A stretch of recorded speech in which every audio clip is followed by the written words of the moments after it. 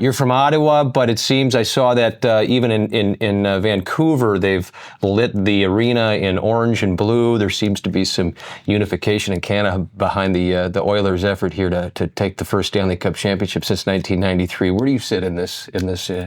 Go Oilers! I would say, it's not the team I normally follow, but of course Connor McDavid is kind of the player of this generation, and I think there's very little question Canadians, more than usual even this year, are rallying behind the kind of Canada representative in the Stanley Cup Finals. So yeah, a lot of eyeballs on that for sure. It was a great game, and I think it's the first time they've had back-to-back years in which the two same teams played in the Stanley Cup, and it's a good rivalry. The last couple of times, the team who lost the first time won the second time, including Edmonton back in the 80s when Gretzky lost to the Mike Bossy-led New York Islanders, and then they came back and won. So maybe history will repeat itself. Two classic dynasties back then, So let's see what the president gives us. Yeah, we'll see what plays out, and let's see if some celebratory riots break out in the Canadian capital for a good thing, I suppose. Yeah. But, not to get too far into sports, although maybe we'll circle back into that because I know that there is some sort of kind of athletic and sports diplomacy that could even be spoken about in the Arctic space. But I want to start here talking about maybe what falls within your area of expertise, and that's Russia grand strategy. You've been hard at work on a series of white papers on Russian grand strategy. Can you tell us a little bit about that effort, and maybe an overview of how Russian Arctic strategy fits into the Russia's grand strategy overall? Yeah, right. So MLI over the last half year has invested quite a bit in a project called Russian Grand Strategy in the Arctic. So really trying to tease out and get some more insight into how Russia is pursuing the Arctic region strategy for the Arctic, and as you allude to, as part of its overall grand strategy. So we've really tried to take it, not just looking at the military hard power pieces, but at the kind of socioeconomic and economic development, some of the factors behind Russia's geoeconomic kind of play. So that's been primarily the Northern Sea route, and then looking at the Arctic Ocean seabed as a part of how Russia's thinking about the world and its power. We've also wanted to get a little bit into attitudes that are being disseminated within Russia. So that was in part one study about Russia's attitudes in the press towards Greenland, Denmark, the United States and Canada, the North American Arctic as an element in the Arctic, as well as looking at the social media channels of governors in the Russian Arctic zone and how they're talking about building relations with China to kind of get at that issue about how deep is China's hold in Russian thinking, how open are the Russians to allowing China to play a bigger role in the Russian Arctic, which I think is one of the big issues. I also, as part of the project, we've had an intern generate a really great paper looking at some of the main themes and how Putin has talked about the Arctic in the last decade or so, not over his entire term, but over the last 11 years. Yeah, so speaking of the Russian President Putin, he gave a speech in Murmansk, I think back in February or January of this year. So within this year, he was pledging Russia's commitment to developing the Arctic economically, not necessarily new, expanding the NSR. You already mentioned that. Securing foreign investments, which is maybe an interesting statement given the context at the time where there was maybe more foreign investment prior to Ukraine. Now the foreign investment might be slightly, coming from different areas. But he also expressed some concern about NATO's presence in the Arctic. Of course, we've had Finland and Sweden join NATO since Russia's invasion of Ukraine. Alex, how do you think this dual or multi-focus on strategic cooperation and this strategic assertion, sort of this Russian assertion, might impact relations in the Arctic? So on the one hand, you got the economic side of it. On the other hand, there's more of just this international affairs component, NATO expansion or NATO presence. How do you take all this and make something coherent of it all? Especially using when Putin's at the dais speaking to this element, and you've already mentioned the Sino-Russo collaboration. So on the economic side. Yep. They sort of the Russians would have to pull in the Chinese, but you even brought up the question, do they want to? Well, it's no doubt right now for Putin, and has been, I think, for pretty much, for a large swath of his time in power, pitching the Arctic as a key part to Russians of the country's future economic prosperity. That this is what defines Russia, kind of as part of its identity, what it can offer to the world, and particularly the natural resources that the Russian Arctic contains. So you'll find in Russian strategic documents, they talk about the strategic resource base. And I think this is strategic in all senses, strategic for the development of the Russian economy, strategic for its relevance internationally, and looking at it, they're thinking about national security in all of this. So it's also part of their national security conception is this strategic resource base. They're very keen to keep Russians in the Arctic and attract Russians to the Arctic to live there. See that a key part as well, demographics picture of how Russia remains relevant and capable, for infrastructure to support that in the north. There's quite a few incentives, et cetera, right now to attract Russians to live there and to keep them there. So there's that very, very developed piece, and it's never far from the geopolitical questions, et cetera. So, the NATO kind of discussion, this actually, some of the work we've done, you look at it, this has been going on in elements of the Russian press, even predating, back for quite some time, particularly on stuff that's, media reporting that's more oriented towards the military. I think, since 2022 and the full-scale invasion of Ukraine, and when the kind of period of, Arctic exceptionalism was kind of, ended, and particularly felt at the Arctic Council, that has put Russia in a much more difficult position. And, at that time, certainly in the research we've been doing, you can see up till even the very end of 2021, the kind of official Russian state newspapers were really playing up Arctic Council cooperation and the fact that, there was a kind of cordoned off area in U.S.-Russia relations. Even when the council was paused, you're saying? This would be just before. Okay, just before. So just right up. So you think February 2022 with the invasion. Right, So they're literally, looking past the, acknowledging that, after 2014 and the, Russian occupation of Crimea, et cetera, and the beginning of sanctions that really started to target the Arctic. And it was somewhat celebrated that the Arctic Council continued in That's an right. exceptional manner, exceptional in that they were able to continue. That's right. Okay. Well, the seven Arctic democracies more or less gave Russia something of a free pass, I think, in retrospect, and, continued to try to work that, to make this idea of Arctic exceptionalism actually viable. That became untenable with the full-scale invasion, clearly. So, after that, we see, the NATO kind of, encroaching on Russia, trying to contain Russia narrative coming out very, very strong out of Moscow. But it's not completely new stuff. They have various narratives working through the media. The media is completely either controlled by or subordinate to the Kremlin. And that talk about, NATO in the Arctic, which is generally, kind of U.S. in the Arctic, NATO in the Arctic, kind of means the same thing. Okay.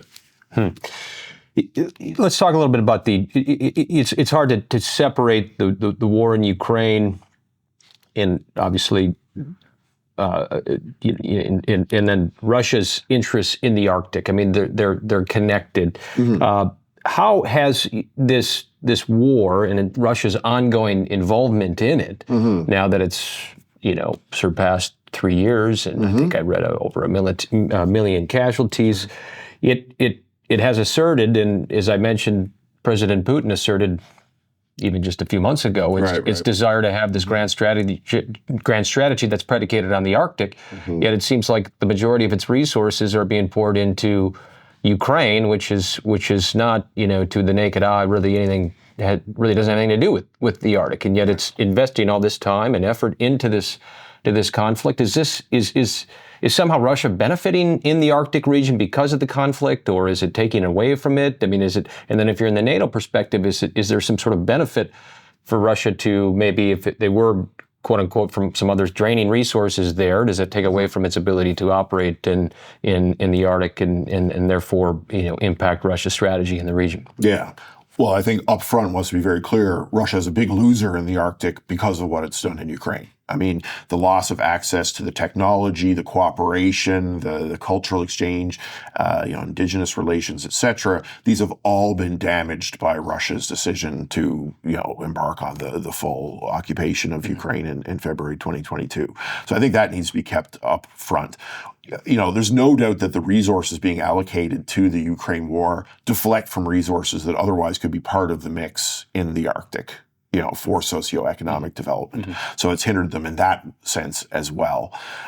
Where I think that the Arctic has maybe, become more important to Russia in that framework is that, the Northern Sea Route is providing, something of a mechanism to really accelerate its pivot to Asia. To China, particularly. So the Arctic has gained more importance that way for them. Obviously, the oil and natural gas coming out of the Arctic is absolutely crucial to the Russian state's ability to fund war in Ukraine. So the Arctic is absolutely crucial. The Yamal, LNG, and other oil fields that are there. So that has accentuated the Arctic's importance. Then when you look at Russian strategic documents, either published just before or since the February 2022, you see that far and away, Russia's preoccupation is still very heavily Ukraine, number one, but Belarus and Central Asia and other parts of what was once the Russian Empire and Soviet Union still is the near abroad that they unpopularly in the West put it. But the Arctic is the second priority in many things, and when it comes to maritime strategy, etc., the Arctic is really number one. And this ties back again to the natural resource development questions, and as well as Russia's security and its own sense of vulnerability in the Arctic. My last question on this, that focus solely on Russia, is more related to the current events here and the war in Ukraine. We saw Ukraine strike, a number of airfields across Russia, some in or near the Arctic, some frankly just far away from either the front lines or from Moscow. Some of which have impacted Russia's nuclear capabilities. Absolutely. In the platforms that would deliver some of this weaponry.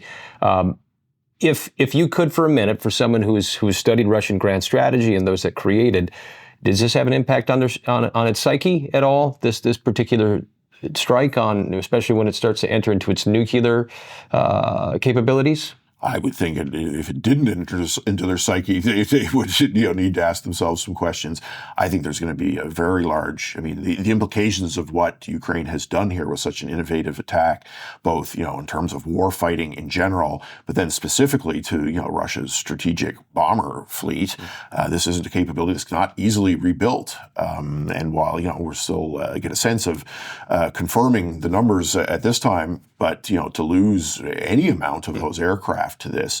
So I think it's going to play in quite a bit to the perception of fear. The fact that it was launched internally from Russia, is quite astounding that, again, the ability of Ukrainian intelligence to stage an operation successfully like this.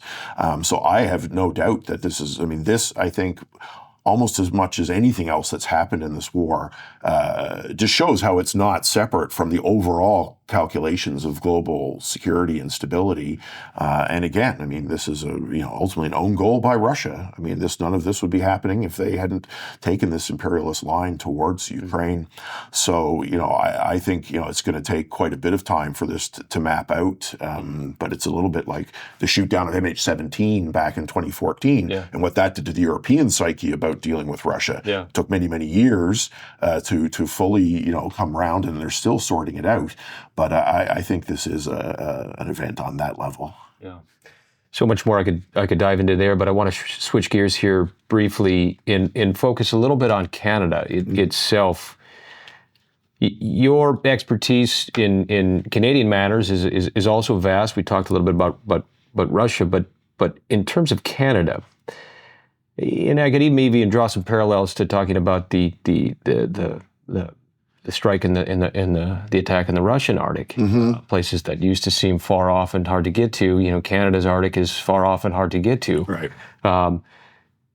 as many celebrate the success of such an attack, does that change how Canada approaches Arctic security now, when we see new innovative approaches on getting to locations that otherwise probably wouldn't have been able to be attacked, either kinetically or otherwise? I mean, what challenges is Canada facing in the Arctic region today that you see when you sit at MLI there, adjacent to the capital, in the ministries there in Ottawa? Well, we clearly need to be thinking about new technology and the impacts that they have, and the effects of climate change, the potential for more traffic associated with natural resource extraction, et cetera. So that kind of hybrid warfare kind of context, I think, is something we need to be thinking about. Obviously, the Arctic, has a number of dimensions, so we can't, kind of tunnel vision on that sort of thing. Some of the very, classic threats, if you will, nuclear submarines, strategic nuclear arsenals, et cetera, the innovations that we're seeing occur in that from both Russia and China. I mean, these all have relevance to, how security is done in the Arctic. For sure. Canada, I think, has to do a fairly considerable reconsideration of its Arctic posture. This has picked up steam in the last, I would say, 18 months or so.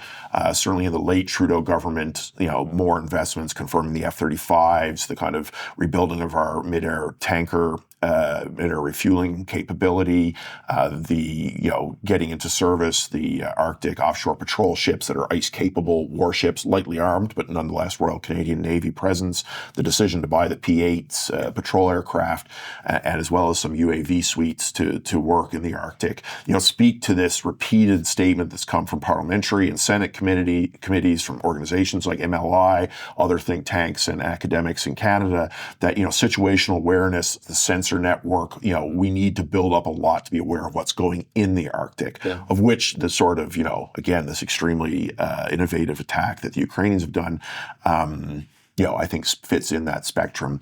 So there's a real balance here, I think, between thinking about, some of the more things that we're accustomed to thinking about, fighter aircraft, ships, presence. Canada, so we have that sensor part. The other part I think that's getting more attention is the response part. So again, this goes back to NORAD. You detect it. What do you do? Where do we need some of the development? Well, obviously on the aerospace, a lot of the technology needs to be upgraded. The current government has announced, moving forward, continuing on NORAD modernization with a new radar system purchased from Australia.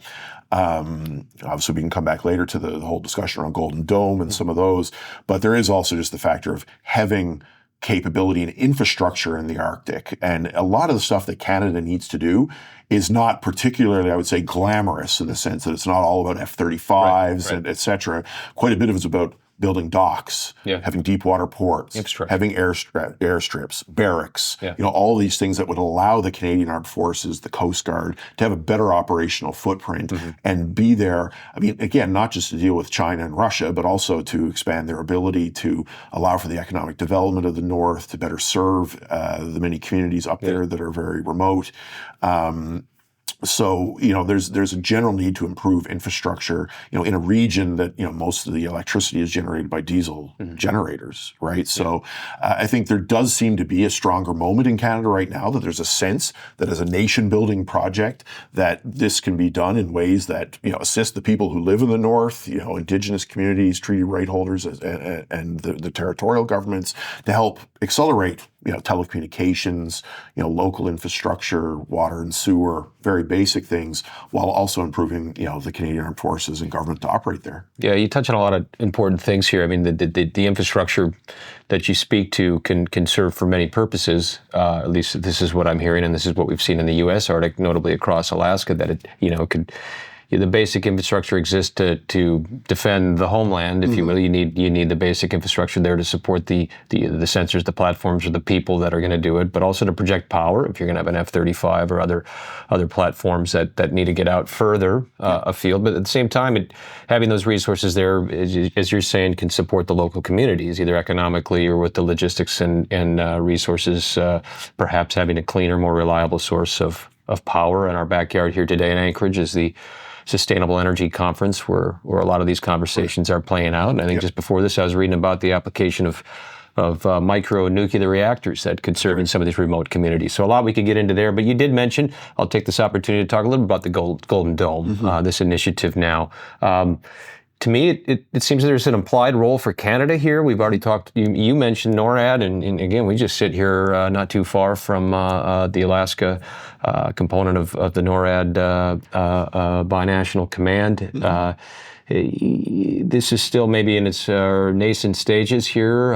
Some proposals have been thrown out there, but how do you envision a Canadian role in this, both from the Golden Dome itself, but maybe infrastructure development opportunities that could accompany it? Yeah, right. And certainly, a lot of opportunity for innovation development and thinking about, our overall technology sectors, and so on. So look, I think Canada, because of the NORAD framework, as you mentioned, binational, a very unique structure in terms of how two countries deal with their collective security on a whole continent. That the initiative around a Golden Dome is obviously something that Canada should look at seriously. And our Prime Minister, Prime Minister Carney, has signaled that Canada will be in discussions with the United States about this. Obviously from President Trump, there's an opening bid here. I doubt Canada will pay for 1/3 of the entire system. I think we do have to have in Canada very independent discussion about, okay, does this meet our security needs? Is this the best allocation of resources? Going back to this change that we've seen in Canada in the last 18 months is, a push now towards meeting the 2%, NATO, floor for payment or of commitments of investment, which Canada has been neglectful on. I'll be very blunt. That is going to push past to 3.5% and larger discussions. So Canada is looking at it, and Canada's a G7 country, 40 million people. This could be a substantial reinvestment in capability that will greatly strengthen NATO and NORAD and others. So, whether this is the right piece to be putting a very large part into, the Golden Dome, of course, we'll have lots of questions about the viability, the timelines, obviously the infrastructure and how that will be set up. But Canada and the United States should be looking at all times. Our interests in the Arctic, our interests on this continent, when it comes to hard security and those big questions, align very, very closely. And almost anything one does is going to strengthen the defense and security of the other. Way better to coordinate that. So, I think we got a lot of runway, obviously, to be thinking about, whether the Golden Dome model, but there's no doubt that, the situational awareness, these kind of, new technologies, hypersonics, et cetera, are going to entail new solutions.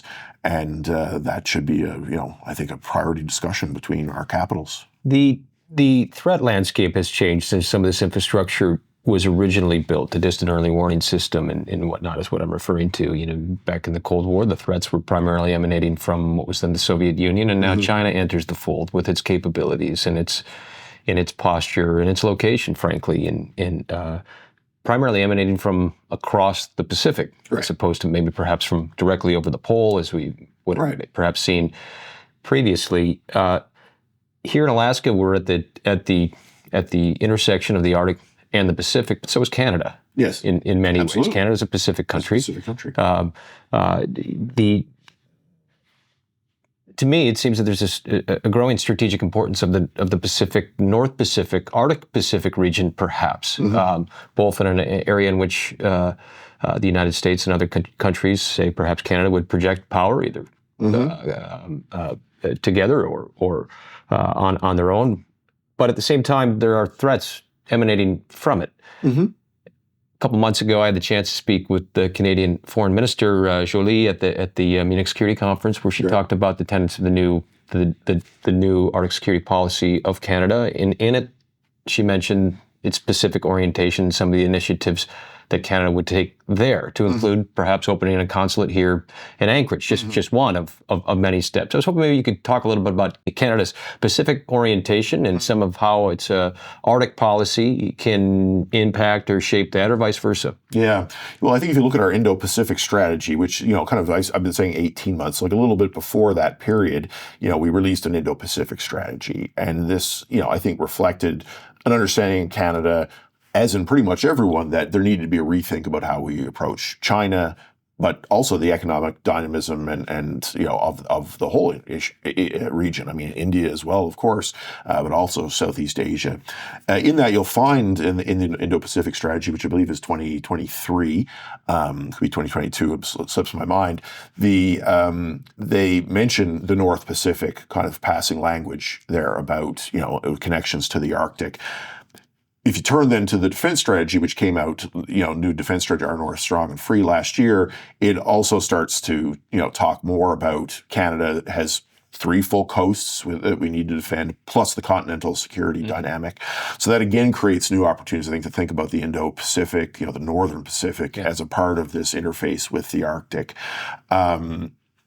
But also fully acknowledging the Atlantic component. And, the Arctic is something, of its own space, but also a transitional space between some of these other more, better strategically defined, vectors. So, I think both Finland and Sweden's joining the alliance and what we've seen going on with China and Russia in the Bering Strait and the Sea of Okhotsk, leading into the Chukchi Sea and the Beaufort Sea, are definitely things that, should be as catalyzing more thinking about these kind of how the northern flank of NATO interacts with the eastern and the very rarely talked about western flank yep. from a NATO perspective. Western flank comes up in Canadian discussions, as does the endorsement of the concept of a northern flank. If you look at Russian strategy, for instance, two, I think, areas really become super, super important to them, strategically. Maybe I can add a third, but if we're talking about the Arctic, the Barents Sea, north of Norway, is hugely strategically significant and sensitive to the Russians because of the export of oil and gas that continues to Europe and to other places. And then, the kind of Chukchi Sea, Bering Strait, which is the, eastern kind of point of exit or entry to the NSR, the Northern Sea route from the Pacific. So I think that these two kind of spots, certainly bear the need for a lot of consideration about, how we support one another in that and show that there's a unified approach to, looking at, certainly it's China and Russia's right to apply those waters, international waters, et cetera. But that we'll be very attentive to, how that affects the threat picture. Yeah, it seems like a lot of attention had been paid more toward the Barents region when it came to the Arctic conversation in Russia vis-a-vis NATO. In the western/northern flank, as you mentioned, gets a little bit less attention.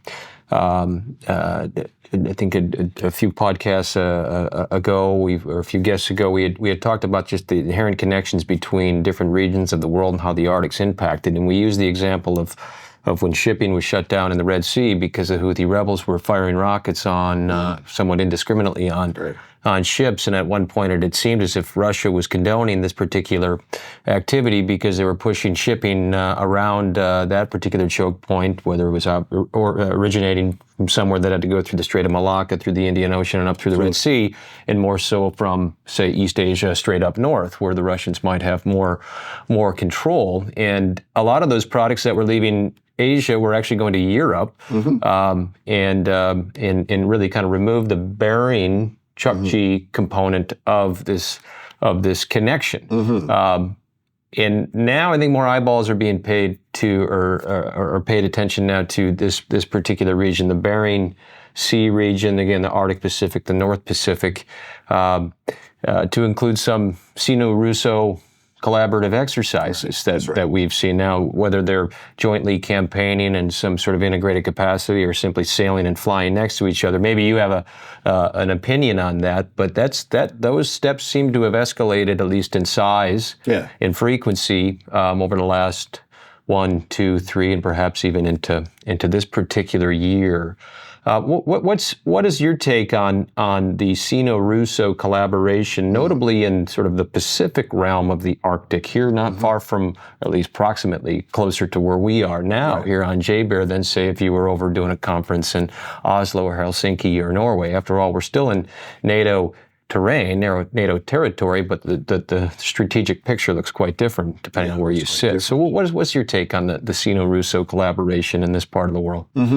Well, I mean, just to step it back one bit, I mean, the Russian-Chinese cooperation has been absolutely essential to Russia and its ability to survive the sanctions regimes, et cetera. And, as often is pointed out, Russia is the weaker of the two partners in this relationship. I think then if you take that to the Arctic as a whole, though, the dynamics do shift a little bit in that, China is facing a lot of problems with the rest of the Arctic community in terms of its ability to do science, to invest, et cetera, because of concerns about what those investments and activities actually entail. Military-civil fusion is one of the ways that people talk about it, and what's the effect of if China opens a mine, what other things is it going to be used for? Where does the ore go for processing? Is that actually strengthening our own economic security here? So I think when you start to talk about, this region, obviously this is where the China part is going to, where they have the power projection capability, and the Northern Sea route is very much part of Russia's idea of how you pivot to Asia. It's the Russian pivot to Asia. Given the challenges they have with South Korea and Japan right now, I mean, that's heavily a pivot to China. Although there certainly are other players in the region who are open to interaction with Russia economically. I think China sees this as, from a strategic perspective, it is an alternative, or at least, they want to continue to look at the prospect of Arctic shipping as a way to deal with problems that may get out of hand in the Straits of Malacca and the Red Sea. Now, the Northern Sea route remains perishingly small as a route for international shipping. I mean, I think everything we saw go through the NSR last year, which was a record year, would constitute about a 20th of what goes through the Suez Canal in a month. So there's clearly no at this stage, no comparison.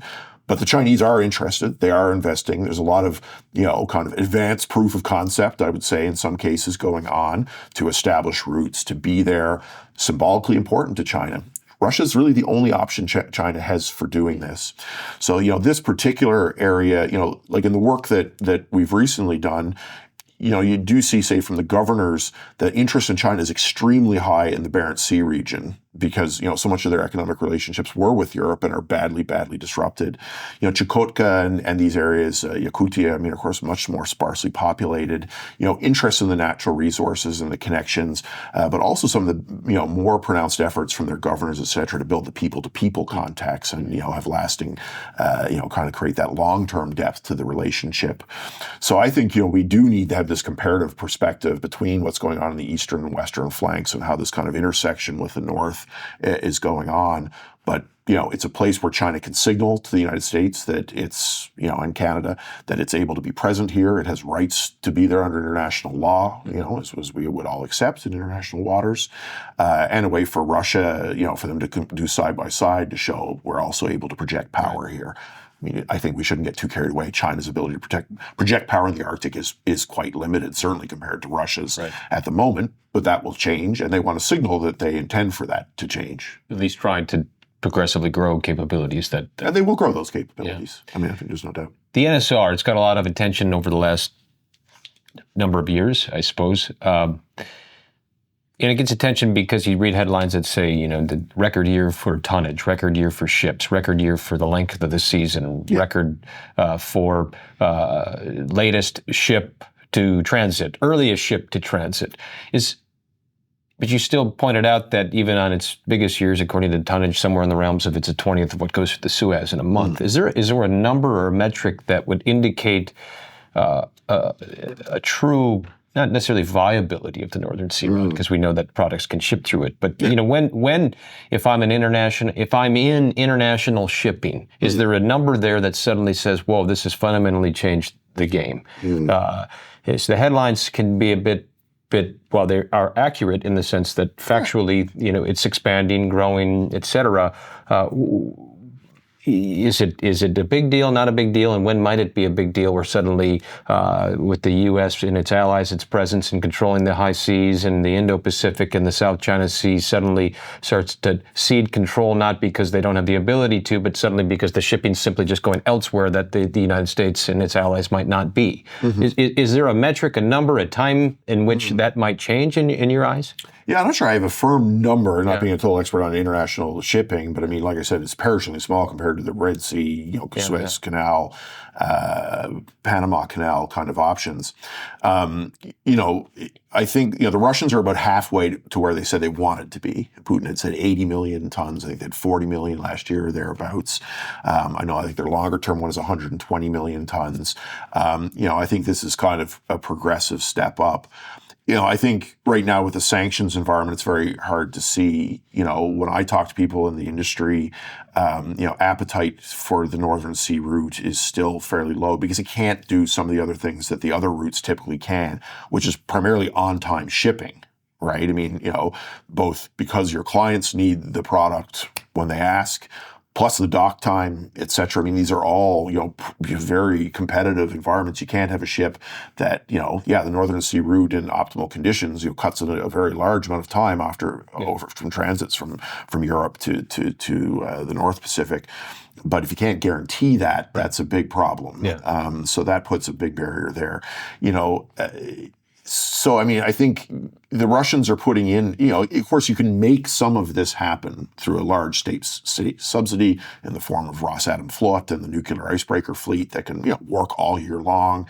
If you build some of the ice-reinforced ships, you can really push the season out, et cetera. But, I think we would need, to see sanctions disappear and uptake from European. Yeah. You pointed to this. So much of what, say, China wants to do, whether you're talking about Belt and Road, et cetera, is get to Europe, right? Go through Central Asia if you're talking on land, but it's building an infrastructure corridors along which it can develop and get access to resources, develop new markets.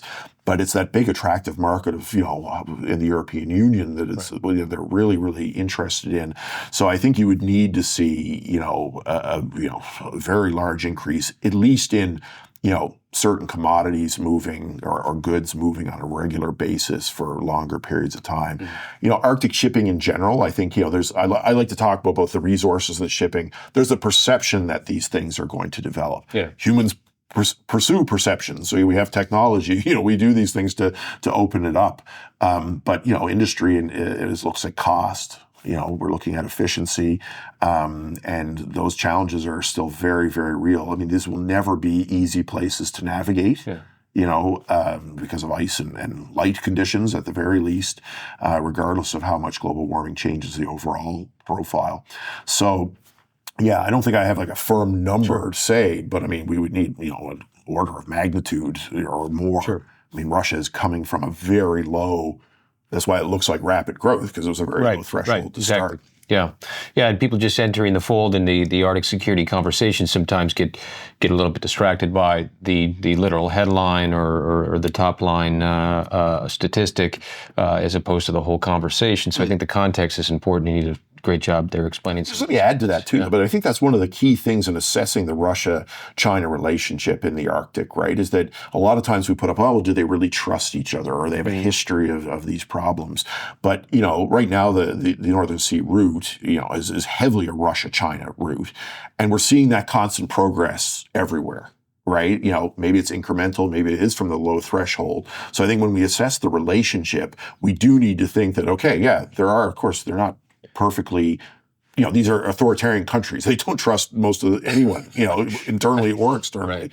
But the relationship has continued to grow and build and has overcome quite a few of these challenges, and that the kind of current strategic glue holding them together and this onus to kind of keep cooperating with the Arctic is one of the more unique and globally visible areas where they can do work together, I think means that the relationship has a lot of legs. So more kind of agree to not trust one another, yet there's this mutual benefit that is the glue that holds them together. Well, that's the alignment of strategic interests, right? If you think you're in rivalry with the United States, that it presents a threat to your regime survival, that's a very strong motive.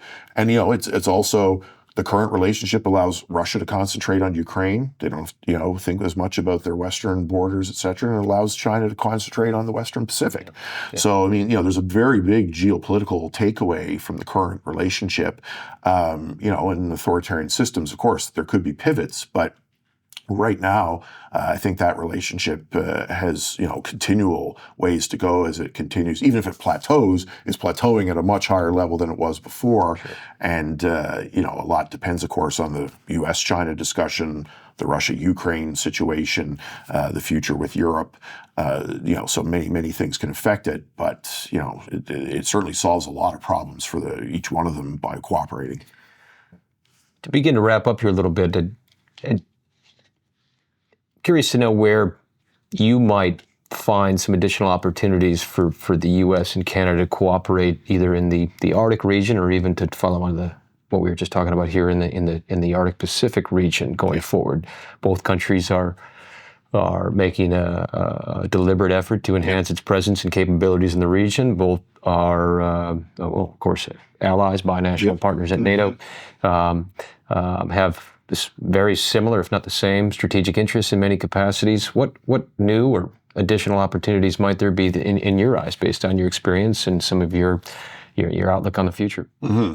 Well, I would say first off that, thinking about the North American Arctic, we constantly have to think about Greenland, and the Kingdom of Denmark is also here to have a very broad conversation about protecting the northern approaches to our countries and homelands. I think that's a very crucial part in thinking. I think that then leads to, enhanced discussions, particularly around maritime security, how we develop NORAD's maritime security dimension, what needs to be done there, getting towards questions as we started off with talking about, different forms of hybrid threat, protection of subsea fiber optic cables, all that sort of infrastructure. I think, looking at what the Russians are doing, the Russians are by far the most ambitious for the development of the Arctic of any Arctic country. By a very large margin. We don't need to emulate that. We don't need to even compete with that. Right. In Canada's case, we have a lot of natural resources in other parts of the country that are, potentially more feasible to develop in the short to medium term. But I think we do, Canada, the United States, and Greenland, need to be having a conversation about, what sort of economic future do we envision for our Arctic? Mm-hmm. And I think we should have, this idea that the Greenlanders have put forth of North-North cooperation in their strategy, how we bring together the knowledge and skills and needs of Indigenous communities, most of which cross the borders. So having this very not just Washington, Ottawa, Nuuk, and Copenhagen, right, but having the conversation that's getting the local actors, the local governments, the Alaska State, the corporations here, Anchorage to Whitehorse to Yellowknife, absolutely. Halloween, So thinking about that dimension, I think we should really be looking at an Arctic development that can have an economic security development. Of course, and foreign investment and how we handle that, which I think is the primary challenge from China, for instance. And then I think it ties into other things like icebreaker construction cooperation. This is captured a little bit in the Ice Pack deal with Finland, but Canada, is maybe a little bit ahead, I think, of the U.S. in this right now. We should be working, together on this. Sectors that in Canada and the United States are very protectionist. We should really be looking at minimum North American solutions, but probably more optimally transatlantic and trans-Pacific. Because given the South Koreans, exactly. Yep. So, I think we really want to make sure that none of our friends and allies have latent capacity that's not moving ahead because of parochial political interests. And icebreakers and having our ice-breaking needs in the Arctic, ultimately probably have the most to do with our economic needs, servicing, making it viable for mines, tourism, whatever the northern community and the nations agree on is a feasible approach to the future. So I think there's some really rich opportunities there. Opening a consulate in Anchorage, great idea for Canada. Let's get those people-to-peoples ties going. Get our business sectors. We're competitors in a number of things, oil and gas, et cetera. But sectoral security, economic security demands that we have these discussions about, okay, how do we build the competitiveness of the sector? How do we build the resilience of the sector? So I think we have so many many shared things here. Canadian ships have shadowed Chinese icebreakers going through the Bering Straits, Navy and Coast Guard. So there's definitely a burden-sharing relationship that we can have here. And when it comes to those questions, Canada and the U.S., it doesn't make a lot of sense for us to be not collaborating on this and finding the dimensions where, our assets where we can exercise together. There's no loss to me in doing these activities. And, we should bring some of our other Nordic and European partners and even Japan, et cetera, kind of into these mixes. Bring them in the fold over here. Yeah. And show what we're capable of. Again, not as a threat to China or to Russia, but just as a north. Yeah. We could get into much, much more. I'm afraid we might even not have enough time, but we have a vast network out there across the world, 2,400 or so alumni and other people affiliated. You live in Ottawa. Maybe not everybody's been to Ottawa. If they were to spend a day and a night in Ottawa, where would you direct them? I'm a huge CFL fan, so checking out an Ottawa Red Blacks game is always something I'd recommend. I've been to the Grey Cup. If you want to get a little sample of the northern version of favorite North American pastimes.